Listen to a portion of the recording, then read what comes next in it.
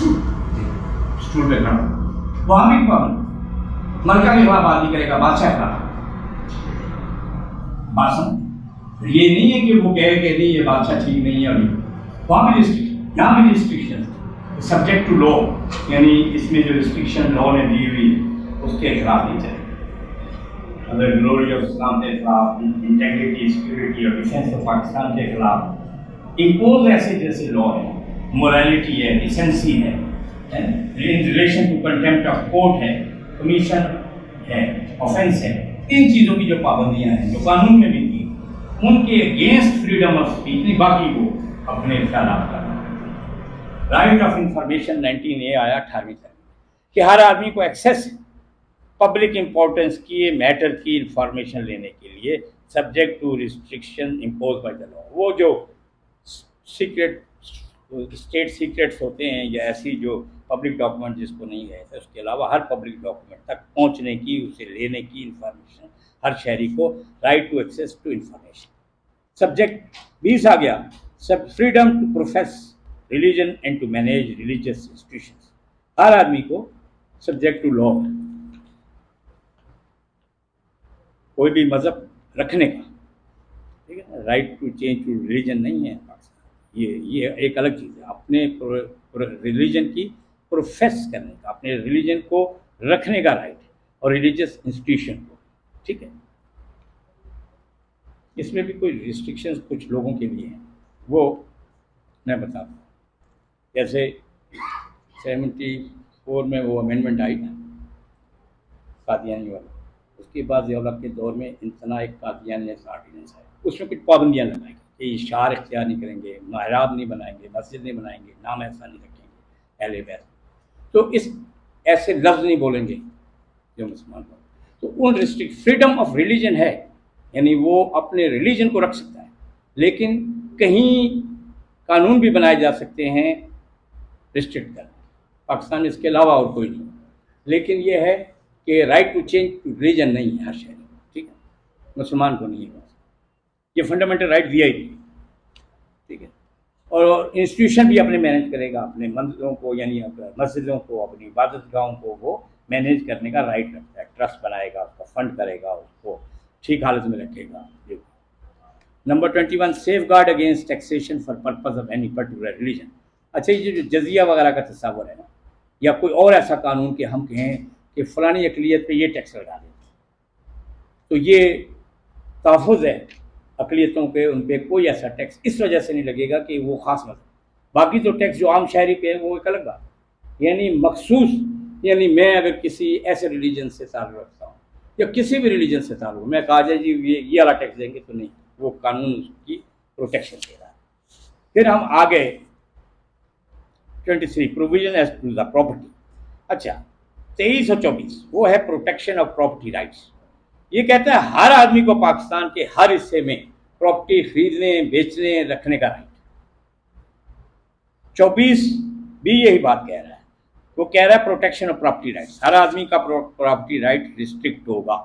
कुछ क्लॉक्स लगाए, वो क्या है, जैसे लैंड एक्विजिशन एक्ट के तहत एक्वायर नहीं कर लेता कोई भी प्रॉपर्टी, खंबा जा रहा है तो आप मना नहीं कर सकते कि ये खंबा पब्लिक पर्पस, ये सड़क यहाँ से गुजरेगी, मैं नहीं बेच सकता। वो उसका जो तरीकाकार है लैंड एक्विजिशन का, नोटिस हैं, वैल्यूएशंस हैं, उसमें ऑब्जेक्शंस वगैरह होते हैं वैल्यूएशन से, तो ये नहीं कह सकते कि ये जी आप मोटरवे यहाँ से गुजारें तो ऐसा करें, मेरी ज़मीन आ रही आप इसको ऐसे करें। वो राइट पब्लिक पर्पज़ के लिए स्टेट का है कि वो आपसे वो प्रॉपर्टी आपसे वो जो उसका तरीकाकार है वैल्यूएशन का, मार्केट प्रॉपर्टी ले सकते। बाकी उसके अलावा पब्लिक पर्पज़ ना हो, उसके लिए पब्लिक पर्पज़ बताना ज़रूरी है। उसके अलावा आपकी प्रॉपर्टी जो है वो ऐसा नहीं आपको कहा ये प्रॉपर्टी आप रख नहीं सकते या ये प्रॉपर्टी जो आपकी नहीं है। इक्वलिटी ऑफ सिटीजन के तमाम शहरी कानून के तहत जो है एक है, उनकी प्रोटेक्शन लॉ के तहत एक ही होगी, कोई ये नहीं होगा। अलबत्ता ख़वातीन और बच्चों के लिए ये नहीं आप कहेंगे कि इनके लिए क्यों बना दें, स्पेशल प्रोविजंस बनाए जा सकते हैं। बच्चे चूँकि डेलिकेट होते हैं, ख़वातीन एक डिप्राइव समझी जाती हैं, इनके लिए कोई ख़ास कानून बनाए जा सकते हैं कि उनमें जैसे आपने कहा जी 100 आदमी हैं तो 10 जो है ना ख़वातीन उसमें लाजमी होंगी, 90 में भी आएंगी और 10 ताकि ख़वातीन को उसमें एक हिस्सा मिले उस प्रपोजिशन में। 25A आया राइट टू एजुकेशन। वो जो मैंने आपसे कहा था कि 14 साल से 5 से 14 साल से हर बच्चे को as may be determined by law बनाए जाएंगे, फ्री एंड कंपल्सरी एजुकेशन देनी है। ठीक है, अभी देखो कानून, no discrimination in respect of access to public places. ये जो अवामी मकामात होती है ना, उस तक एक्सेस करना हर आदमी का राइट है, किसी को डिस्क्रिमिनेट नहीं कर सकते। 6 फुट वाला जाएगा, उससे नीचे वाला नहीं जाएगा, फलाना आदमी जाएगा, फलाना, ये नहीं। अब हर एक आदमी इन अवामी मकामात पे विजिट कर सकता है। 27 safe guard against discrimination in services. अच्छा, किसी शख्स को ये डिस्क्रिमिनेट भी नहीं कर सकते, caste, sex, residence, place of birth, religion, race.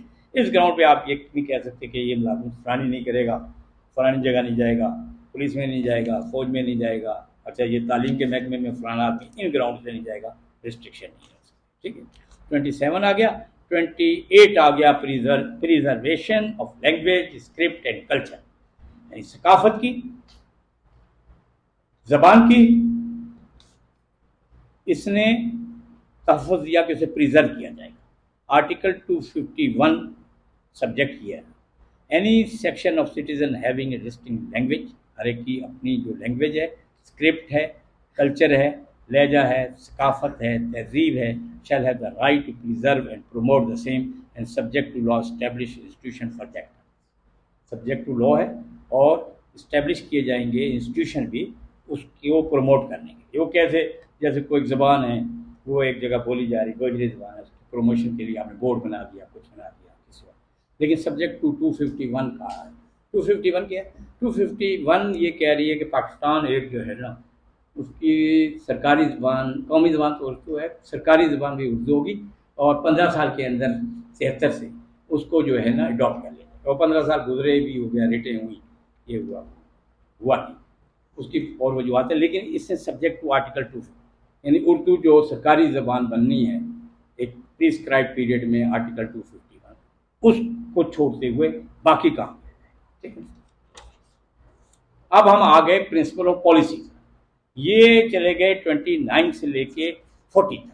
ये प्रिंसिपल ऑफ पॉलिसी जैसे बताया, ये बुनियादी वो मकासद हैं, ये वो पॉलिसी असूल हैं, ये रहनुमा असूल हैं कि हम चाहते क्या स्टेट में इस कॉन्स्टिट्यूशन के जरिए हम चाहते हैं, वो उन्होंने इसकी वजाहत 11 आर्टिकल्स में। इनको इन्फोर्स नहीं कराया जा सकता, लेकिन ये हैं कि ये करने हैं हमने। इनमें है क्या, जैसे प्रिंसिपल ऑफ पॉलिसी है, उसका तारुफ कराते हुए कहा, फिर उन्होंने कहा responsibility with respect to principle of policy, ये आर्टिकल 30 है। उसने कहा हर शहरी की ये रिस्पॉन्सिबिलिटी है, प्रिंसिपल ऑफ पॉलिसी को अडेयर करेगा स्टेट के लिए। 31 है इस्लामिक वे ऑफ लाइफ। उन्होंने कहा होली कुरान है, सुन्ना है, इनके अकॉर्डेंस में हर मुसलमान को फंडामेंटल प्रिंसिपल तैयार किए जाएंगे और तमाम फैसिलिटीज़ दी जाएंगी। और आर्टिकल 32 कह रहा है, ज़कात का भी जिक्र है, तो उसकी ऑर्गेनाइजेशन की जाएगी, वक़ाफ़ की, मॉस्क की, होली कुरान की। ठीक है, ये एक प्रिंसिपल ऑफ पॉलिसी है और इस्लामिक मोरल स्टैंडर्ड्स को मेंटेन किया जाएगा। 32 ये कह रहा है article 32, promotion of local governments institution, कि लोकल गवर्नमेंट्स के जो इदारे हैं उनको प्रमोट किया जाए। अब समझ के बात, लोकल गवर्नमेंट के जो इदारे हैं, होता ये गवर्नमेंट का है, एक मरकज़ी हुकूमत होती है, एक सूबाई हुकूमत है, एक लोकल। उन इदारों को क्यों ज़रूरत है? दुनिया जो है डिवॉल्व हो रही है, मजबूत मरकज़ की तरफ नहीं है, सिर्फ सूबाई खुद मुख्तारी की तरफ नहीं। अब उससे आगे बात चलेगी, डिवॉल्व नीचे चल रहे हैं। अब यूनिवर्सिटियाँ, अस्पताल, रोड्स, म्यूनसिपल फैसिलिटीज़, इवन कुछ टैक्सेस लेने का राइट, ये नीचे की तरफ ज़्यादा हो। जैसे कहते हैं ना government at your door step, यानी वो बुनियादी इलाके, उस इलाके के अंदर चला गया, सूबे में भी नहीं रहा इस्लाम, मरकज़ में भी नहीं रहा। मजबूत मरकज़ तो एक आदमी बैठा हुआ इस्लामाबाद में, दिल्ली में बैठा हुआ पूरे हिंदुस्तान को कंट्रोल कर रहा है। लेकिन ये जो वक्त गुजरा, डिवॉल्व हुई है दुनिया, वो कह रही है कि नीचे तक जाना।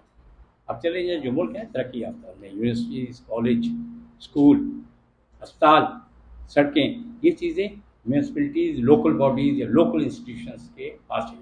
टैक्सेस का भी राइट है, टैक्सेस का तो हमारे यहाँ भी राइट है, लेकिन उस तरह टैक्सेस की कलेक्शन करना ज़्यादा उन पर्पज़ के लिए।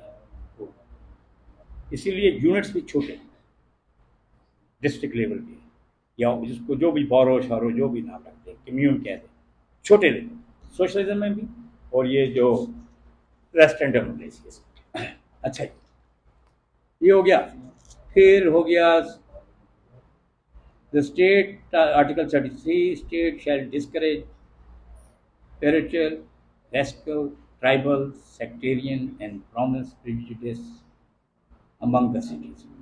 इन्होंने कहा सूबाई, कबाइली, लसानी और इस किस्म के जो प्रेजुडिसेस होते हैं ना, उसको स्टेट डिस्करेज करें, बरादरी सिस्टम, फिरकेबाजी, और जैसे है ट्राइबल सिस्टम, ये मेरे ट्राइब का नहीं है, इसको रखना चाहिए। ट्राइबल इसको स्टेट से होंगे ट्राइब्स, और ये नहीं कहा कि ट्राइब्स नहीं होंगे, बरादरियाँ नहीं होंगी, अपने वेलफेयर के काम करेंगी, आपस में कम्युनिटी के तौर पे रहेंगे, उस पर पाबंदी नहीं, अपनी कम्युनिटी हाउसिंग स्कीमें बनाएंगी। यानी इस बुनियाद पे जो है वो स्टेट नहीं देखेगी, ठीक है, डिस्करेज किया जाएगा लसानी बुनियाद। Article 34, full participation of women in national life. चलो ये सब समझ गए कि ख़वातीन की कौमी ज़िंदगी में। अच्छा, आर्टिकल 35, प्रोटेक्शन ऑफ फैमिली। वो मैंने जो राइट टू फैमिली का जो तस्वर है या प्राइवेसी ऑफ होम है, ये आर्टिकल 35 में प्रिंसिपल ऑफ पॉलिसी में दिया है कि आदमी को शादी का हक है, प्रोटेक्ट करना है, फैमिली है, मदर एंड द चाइल्ड, ये जो फैमिली सिस्टम है जो चल रहा है। Article 37, promotion of social justice, education of social evils, the state shall. ये है कि जी सोशल जस्टिस को प्रमोट किया जाएगा, सोशल इवल्स को ख़त्म किया जाएगा। ABCDEFGHI। 38 तक कहा promotion of social and economic wellbeing of the people, उनको प्रमोट करना है, समाजी और इक़्तिसादी वेलबींग के लोगों। द स्टेट शेल, ये भी आ रहा है, स्टेट ये करेगी, यानी एक रहनुमा असूल दिए हैं, ABCDEFGH। 39 आ गया, participation of people in arm forces. ये सेकंड लास्ट है। फिर ये कहते हैं हर स्टेट के पार्ट के तमाम लोगों को आर्म फोर्सेस जो है हमारी, इसमें पार्टिसिपेट या एम्प्लॉयमेंट करने का राइट था ना। वो ज़िया-उल-हक के दौर में सिंध रेजिमेंट बनाई गई कि ये लोग कम हैं, बलूचिस्तान और के कुछ तोड़ के बनाई गई, या रिक्रूटमेंट सेंटर बनाए गए, जिसके मतलब स्टेट के तमाम लोग उसमें इन्वॉल्व। ठीक, आर्टिकल 40 आई, ये strengthening bonds with Muslim world and promoting international peace. ये है कि बैन आलमी अमन को और मुस्लिम दुनिया से ताल्लुकात को मजबूत करने का ये भी है। और कहा है support the common interest of the people of Asia, Africa, Latin America, promote international peace. अच्छा, और strengthen religion among Muslim countries based on Islamic unity, इसको भी हम प्रमोट करेंगे, आलमी अमन को और आलमी इस्लाम से अपने ताल्लुकात। अब जो है ना, हमने ये ख़त्म कर लिया 40। अब जो है हम आगे मजलिस शूरा या पार्लियामेंट, ज़िया-उल-हक के दौर में पार्लियामेंट का नाम रख दिया उन्होंने मजलिस शूरा, अभी तक चल रहा है प्रैक्टिस में पार्लियामेंट लिखने से। ठीक है, ये आर्टिकल 50 से लेके हम इसको पढ़ रहे हैं आर्टिकल 89 तक, ऐसे ही। ये हमारे सिलेबस में है आर्टिकल 89, 50 से 89। ये तकरीबन प्रोविजंस बन गई आर्टिकल 50 से लेके 40, ये 40 प्रोविजंस हैं, आर्टिकल्स हैं, जो कि पार्लियामेंट की तश्कील क्या है। पार्लियामेंट किसको कहते हैं?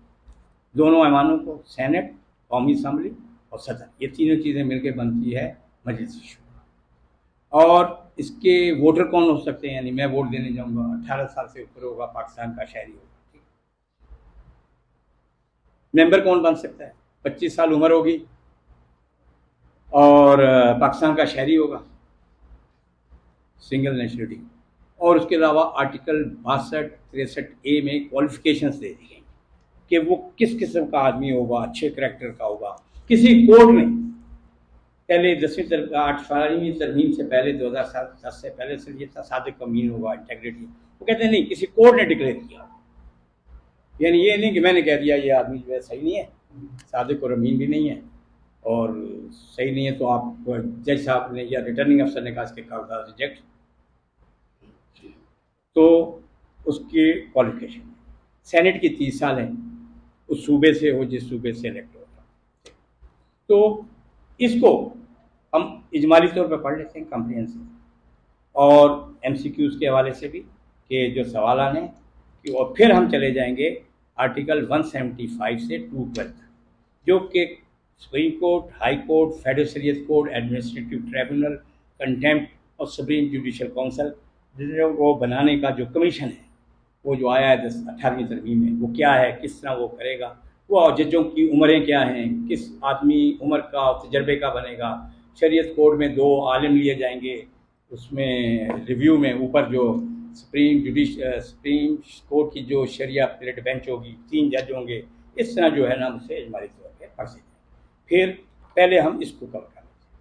देखें पाकिस्तान जो है ना, इसमें सेनेट जो है ना 73 के आइन से पहले नहीं थी, सिर्फ नेशनल असम्बली होती थी 56 में भी 62 में 70, और उससे पहले 1935 का जो एक्ट लागू था स्टॉप गैप अरेंजमेंट के तौर पे वो 56 तक रहा।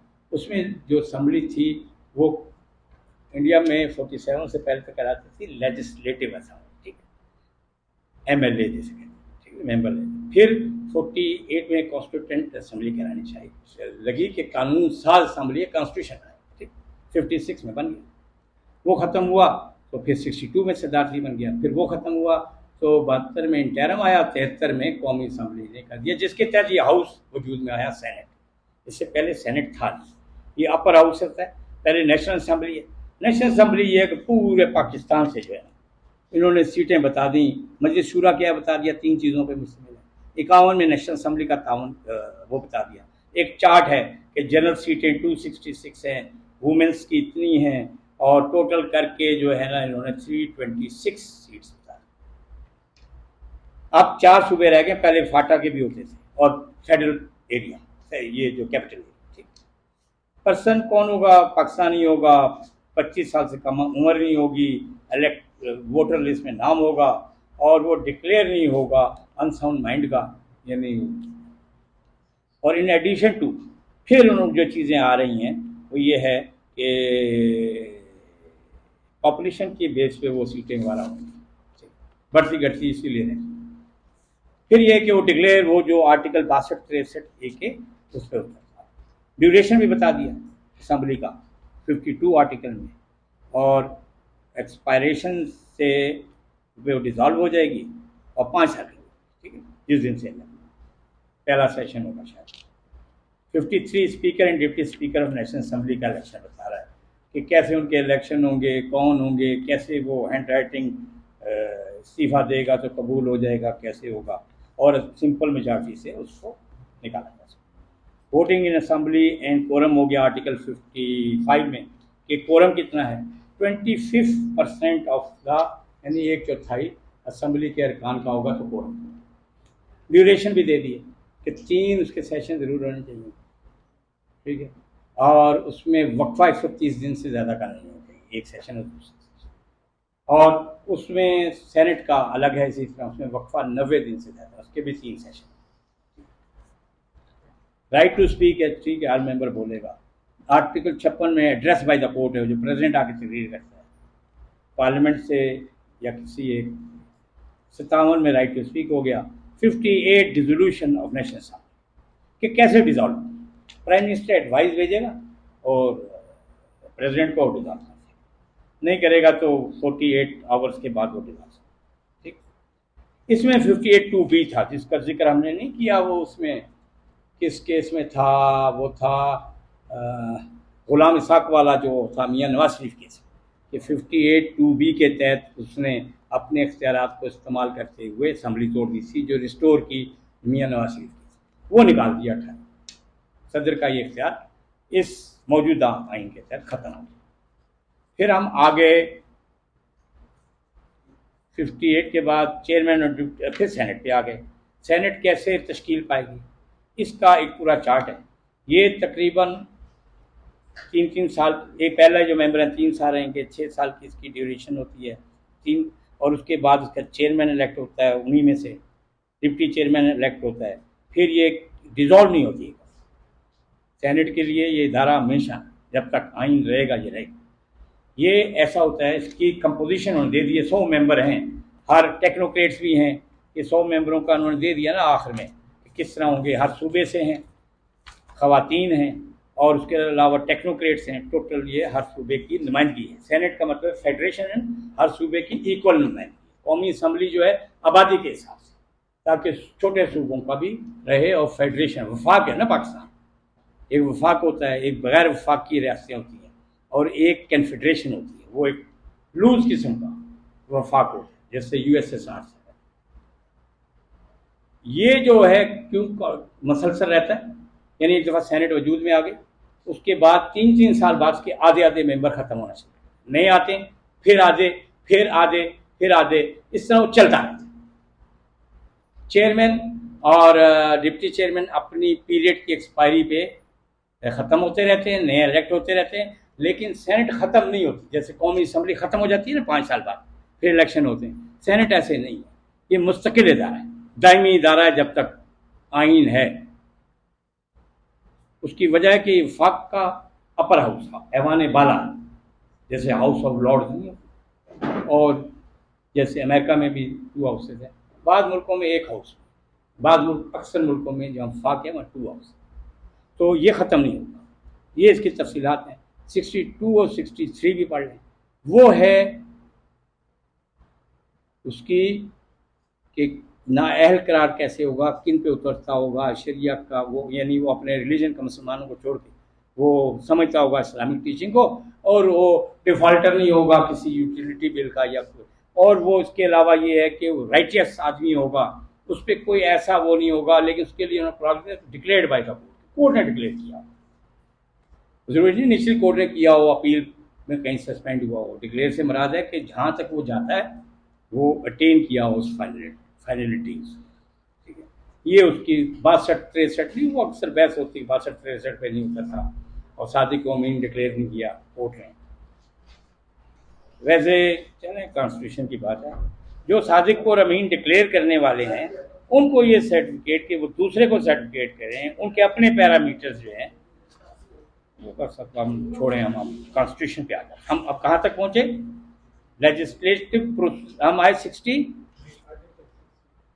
में आ गए। ये जी वेकेशन ऑफ सीट्स का उसने दिया, ओथ ऑफ मेंबर्स का दिया। ओथ ऑफ मेंबर एक 3rd शेड्यूल है कॉन्स्टिट्यूशन में, उसमें हर कॉन्स्टिट्यूशनल पोस्ट वाला ओथ उठाता है। अटॉर्नी जनरल का ओथ दिया हुआ है, ऑडिटर जनरल का दिया हुआ कॉन्स्टिट्यूशन, उसमें सदर का दिया हुआ, वज़ीर आज़म का दिया हुआ है, chairman, deputy chairman, speaker, deputy speaker, member सारे इनका दिया हुआ है, जजेस का दिया हुआ है, supreme court, high court, federal series court, chief justice का दिया है। एक आखिरी ओथ है जो बहुत सारे लोग उठाते हैं, वो है आर्म फोर्सेस का, वो सिपाही भी उठाते हैं, लेफ्टिनेंट भी उठाते हैं, ठीक है।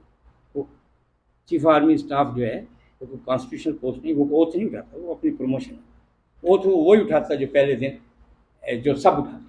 सिर्फ 2 ओथ डिफरेंट है, कौन से, सदर और वज़ीर आज़म, जिसमें वो ख़त्म नबूवत पे यकीन होने का भी ओथ, यानी वो मुसलमान होगा, एक शख्स ये, चीफ जस्टिस पाकिस्तान के लिए मुसलमान होना ज़रूरी, चीफ ऑफ आर्मी स्टाफ के लिए ज़रूरी नहीं। एक जगह गया था, वो चलें तकरीर कर रहे थे, उन्होंने कहा कि वो कादियानी नहीं हो सकता चीफ ऑफ आर्मी स्टाफ, ऐसी कतरन कानून में नहीं। कानून में सिर्फ कतरन क्या है, सदर और वज़ीर आज़म, ये सदर होंगे। चीफ जस्टिस जो है वो क्रिश्चियन भी हो सकता है, बने भी, कोई रुकावट नहीं। चीफ आर्मी स्टाफ भी हो सकता, चेयरमैन सेनेट वगैरह भी। 2 ओहदों में अगर शेड्यूल पढ़े ना 3, उनमें लिखा हुआ है कि मैं ख़त्म नबूवत पे यकीन रखता हूँ, मुसलमान होना भी ज़रूरी है, ख़त्म नबूवत पे इकरार के वो आखिरी नबी भी मानता हो हज़रत मोहम्मद सल्लल्लाहु अलैहि वसल्लम को, किसी और नबी भी, ये सब उसके ओथ का है, 2 आदमी के, बाकी का नहीं। उस शेड्यूल 3 में वो ओथ दिए, ठीक। वो ओथ कैसे उठाएंगे, कौन ओथ लेगा, ठीक है। जैसे चीफ जस्टिस, अभी हम आएंगे, चीफ जस्टिस का पाकिस्तान का ओथ जो है वो सदर लेगा, फिर चीफ जस्टिस जो है बाकियों से लेगा, इसी तरह। अच्छा जी, क्या हुआ, ओथ हो गया मेंबरों का। प्रिविलेज ऑफ मेंबर्स हैं, उनका इस्तेहकाक क्या है कि वो गिरफ्तारी वगैरह का है, बोल सकता है, कौन सा मोशन होता है, अर्जेंट मोशन किसी वक्त भी पेश कर सकता है। प्रोसीजर जनरली है, rules of procedure, restriction on discussion in अच्छा, रिस्ट्रिक्शन है कि वो जजेस सुप्रीम कोर्ट या हाई कोर्ट के खिलाफ कोई बात नहीं करेंगे, उन पर कोई रिस्ट्रिक्शन है, ठीक है। वो लैंग्वेज का भी है, वो रूल्स के अंदर है कि पार्लिमानी ज़बान नहीं है, यानी ऐसे लफ्ज़ मुनासिब। बाद लफ्ज़ ऐसे होते हैं जो होते तो ज़बान में होते हैं, इस्तेमाल भी होते हैं, लेकिन नामुनासिब होते हैं, उसे स्पंज कहते हैं।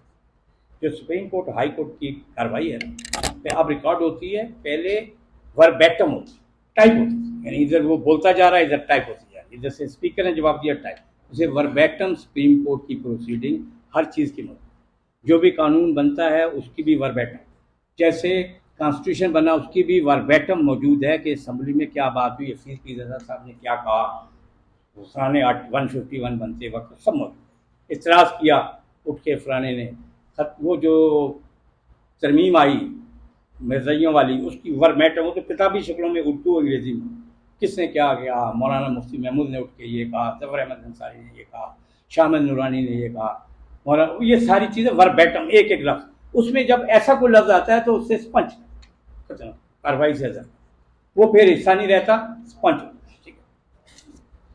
तो इंट्रोडक्शन पासिंग ऑफ बिल आ गया। अच्छा, कोर्ट्स भी इंक्वायर नहीं कर सकती, जो प्रोसीडिंग होती है ना पार्लियामेंट की कौमी असम्बली, इसको कोर्ट क्वेश्चन नहीं कर सकती, कंटेम्प्ट नहीं होगी अगर मैंने खड़े होकर असम्बली के हफीज़ की ज़्यादा साहब वाला रिपोर्टेड केस है, अगर कोर्ट में खड़े होकर कोई ऐसी बात कह दी तो उस पर वो प्रोसीडिंग जो चैलेंज नहीं हो सकती, ज़्यादा कंटेम्प्ट।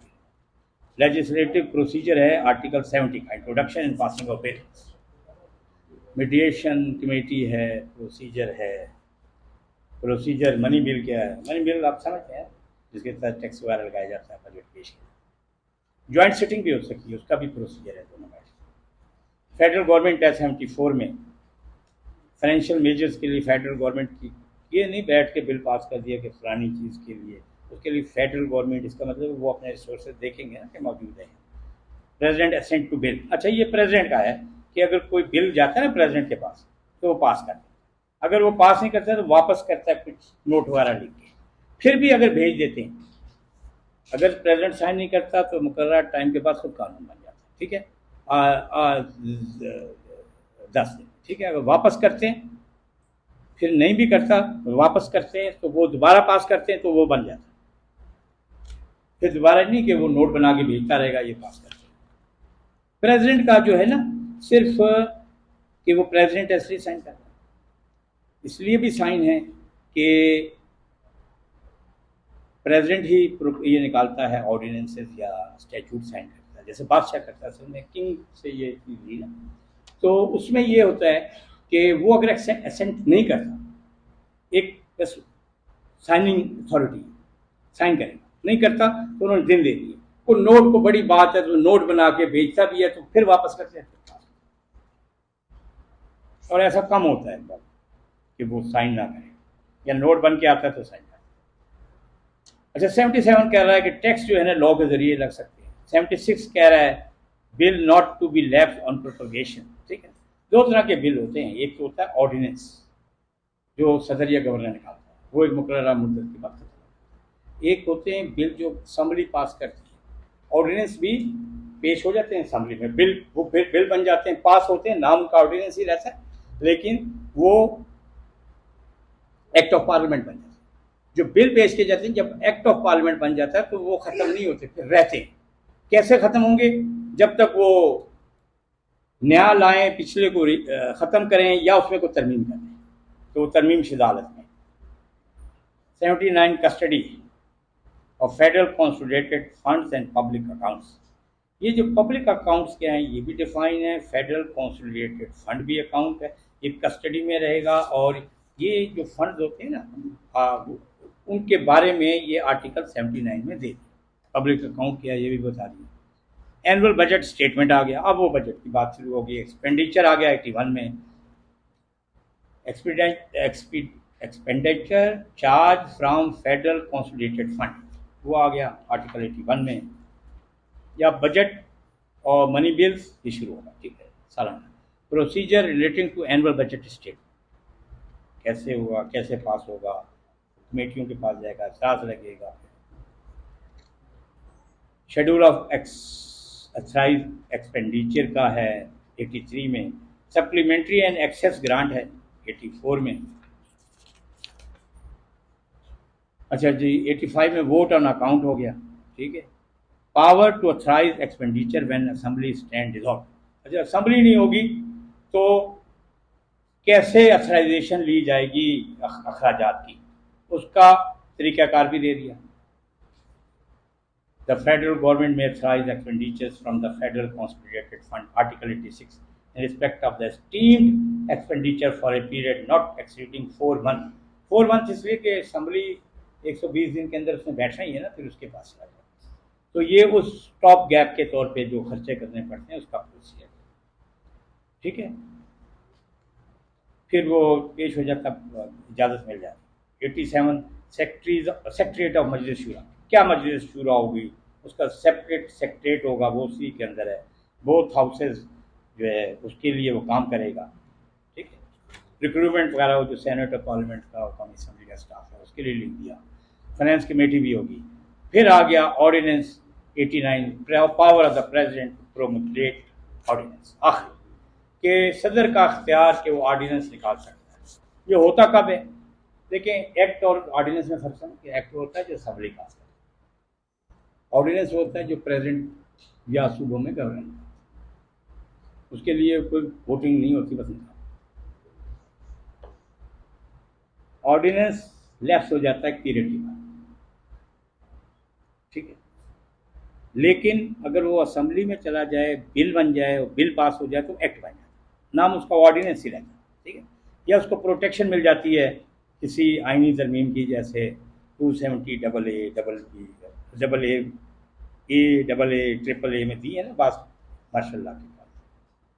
जैसे हमारा जो बैंकिंग का कानून है उसको भी दी है। 120 दिन के बाद ऑर्डिनेंस खुद ख़त्म लैप्स। दूसरा निकालना पड़ता है, उसमें है कि नहीं अब दूसरा नहीं निकलेगा क्योंकि उस दौरान जो असेंबली का इजलास हो जाता है ना, वहाँ पेश करें। ये जो पहले सिस्टम था ना, एक ऑर्डिनेंस निकाला फिर निकाला और असेंबली से बाईपास करते रहे, उस पर बदलाव नहीं। लेकिन 120 दिन से कि असेंबली जब सेशन में नहीं, अब क्या किया जाए? लिहाजा प्रेसिडेंट को वो प्राइम मिनिस्टर भेजता है, एडवाइस कैबिनेट से जाती है और वो 120 दिन बाद खत्म। किसी ने उसको दायमी बनाना है तो उसको असेंबली में पेश करके या कोई एक्ट पेश करके उसका ये स्टॉप गया। गवर्नर इसी तरह कहाँ है? गवर्नर इधर सूबों में। ये प्रेसिडेंट की पावर्स है कि 120 दिन के बाद ख़त्म हो जाएगी।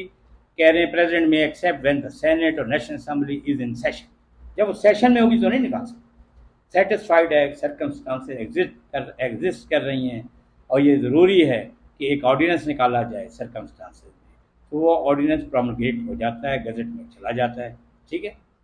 और उसका एक्ट की तरह ही वो 120 दिन इफेक्ट होता है, फ़र्क नहीं होता। बाद में उसे असेंबली में ले किया जा सकता है, ठीक है। फिर वो असेंबली में पास भी हो सकता है। 120 दिन की उसकी मुद्दत, ठीक है। और ये प्राइम मिनिस्टर की एडवाइस, प्रेसिडेंट जहाँ लिखा होता है ना हमारे कॉन्स्टिट्यूशन में, ये सब कुछ प्राइम मिनिस्टर की एडवाइस। कैबिनेट को फेडरल गवर्नमेंट की या प्राइम मिनिस्टर की, फेडरल गवर्नमेंट को उन्होंने एक मुस्तफा इम्पैक्ट केस है उसमें कर दिया कि उसका मतलब है कैबिनेट प्रॉमिस की, और यानी फेडरल गवर्नमेंट से मुराद है कि कैबिनेट की अप्रूवल से जो चीज़, ये नहीं है कि फेडरल सेक्रेटरी ने सेक्शन अफसर ने कहा और ले।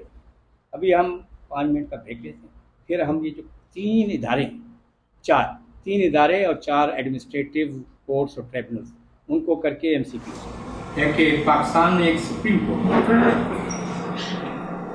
ये जो 5 जगहें मैंने बता दी, इस्लामाबाद की फेडरल डायरेक्ट, इसकी भी हाई कोर्ट है, 5 हाई कोर्ट है। एक फेडरल कैपिटल एरिया इस्लामाबाद की और 4 बाकी वो जो सिस्टम है ना आज़ाद निकाला गया और वो हमारे इस कॉन्स्टिट्यूशन का सब्जेक्ट। तो 175 जो है उसमें जो शुरू जो हो रहा है वो सुप्रीम कोर्ट से।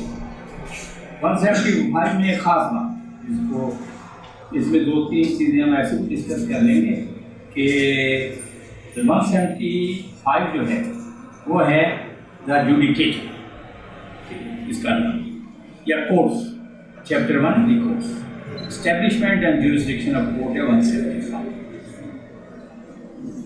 ये कह रहा है there shall be a supreme court, a high court for each province and a high court for the capital territory and such other courts as may be established by law. 5 high court बना दी article 175 और कहा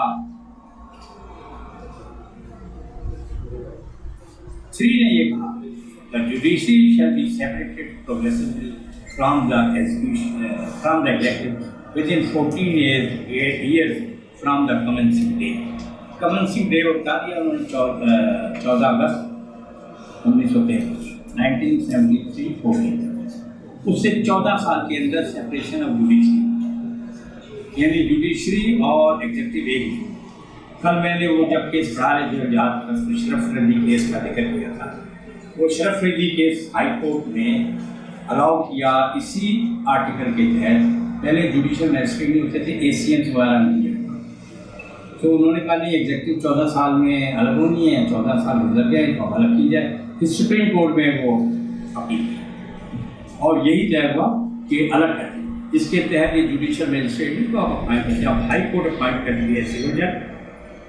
पहले कभी 62 वगैरह में public service commission जो waste Pakistan का था वो सिविल जजेस की इंतजाम। अब जो है पब्लिक सर्विस कमीशन के या एग्जीक्यूटिव के इख्तियार में ना इनकी अपॉइंटमेंट है और ना इनका एडमिनिस्ट्रेशन है, ना इनका कंट्रोल है, ना इनकी हिसियात है और इनकी प्रमोशन द्वारा था अब हाई कोर्ट कर ये इस आर्टिकल के तहत और शरफ रजी केस उसकी इन्फोर्समेंट के लिए किया। वो हमारे हाई कोर्ट के 5 दफा सदर है शरफ रजी था, वो पटिशन तो 175(3) में कहा कि अलग ये नहीं होगा कि कोई आदमी इंतजामी फैसला भी कर रहा है, कोई आदमी दोपहर को उसी आदमी की सजा भी सुना रहा है। अपॉइंटमेंट ऑफ द जजेस to the supreme court high court in effect 175(a) इन्होंने आप तरीकाकार बता दिया। जो 18वीं तरमीम आई ना 2010 इससे तरीकाकार को चेंज। पहले तरीकाकार चीफ जस्टिस लिस्ट देता था, गवर्नर के थ्रू रूट होती हुई प्रेसिडेंट को जाती थी और करती। अब उन्होंने कहा ऐसा नहीं होगा, अब एक कमीशन बनेगा जुडिशल और एक पार्लिमानी कमेटी होगी। उसकी तरतीब इसमें दे दी है कि जब जजेस ऑफ हाई कोर्ट की अपॉइंटमेंट होगी तो कौन कौन लोग बैठेंगे। जैसे उसमें इन्होंने कहा कि चीफ जस्टिस होगा, 4 मोस्ट सीनियर जजेस ऑफ द सुप्रीम कोर्ट होंगे सुप्रीम कोर्ट के लिए, ठीक है। ए फॉर्मर चीफ जस्टिस होगा और ए फॉर्मर जज ऑफ सुप्रीम कोर्ट होगा। अमूमन फॉर्मर जज होता है, ठीक है।